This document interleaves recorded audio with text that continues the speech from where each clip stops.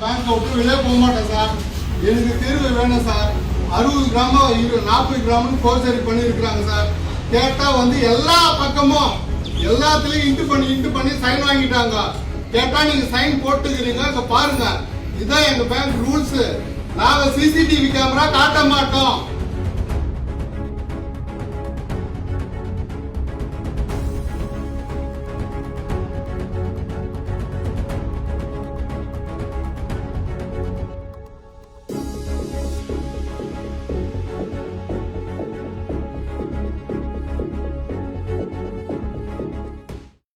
அமயகுமார், சென்னமூட்டூர்.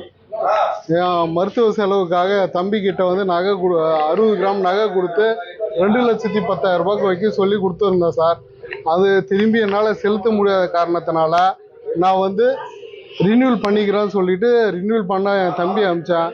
தம்பி அனுப்பும்போது ஒருத்தர் பேர்லேருந்து இன்னொருத்தர் பேருக்கு தான் மாற்ற முடியும், இல்லைன்னா அமௌண்ட்டு கட்டி தான் ரினியூவல் பண்ண முடியும்னு சொன்னாங்க.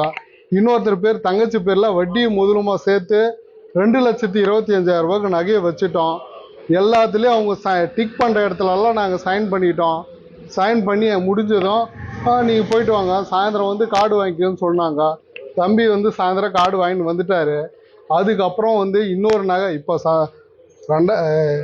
27ஆம் தேதி இந்த மாதம் மே மாதம் 27ஆம் தேதி வந்து நாங்கள் ஒரு நகை ரினியூவல் பண்ண வந்தோம். பின்னாடி வந்து எழுதியிருந்தாங்க, இந்த நகை என்னான்றதை எழுதியிருந்தாங்க. நம்ம அக்டோபரில் வச்ச நகை இது மாதிரி எழுதியிருக்கிறாங்களான்னு நாங்கள் செக் பண்ணும்போது தான் வளையல் 1, வளையல் 2, செயின் 1, மொத்தம் 3ன்னு எழுதியிருந்தாங்க. அப்படி எழுதும் போது வளையல் நம்மக்கிட்ட இல்லாததுனால அடிச்சிருந்தது. மேனேஜரை வந்து கேட்டதுக்கு அவர் வந்து என்ன சொன்னார், நீங்கள் வாங்கின்னு போயிட்டுங்க, எல்லாத்துலேயும் உங்கள் சைன் இருக்குது, அதுக்கு இதுக்கு சம்மதம் கிடையாது, நீங்கள் போகலாம் அப்படின்ற மாதிரி சொல்லிட்டாரு. சார் நாங்கள் ப்ரெஸ்ஸை கூப்பிடுவோம், போலீஸை கூப்பிடுவோம், நீ யாருன்னா கூப்பிடு, என் அதிகாரத்தில் நான் பார்த்துக்கிறேன் அப்படின்னு சொல்லி எங்களை அனுப்பிச்சி விட்டாங்க.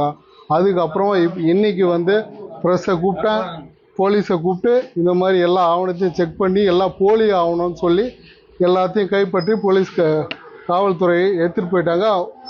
மேனேஜரவும் அந்த இருக்கிற சம்மந்தப்பட்ட இன்னொரு நபரையும் போலீஸ் ஸ்டேஷன் வாங்கன்னு சொல்லிட்டு போயிட்டாங்க. எங்களையும் வர சொல்லியிருக்கிறாங்க. எங்களுக்கு நகை இல்லாமல் நான் இந்த இடத்த விட்டு நாங்கள் வெளியே போக முடியாது சார்.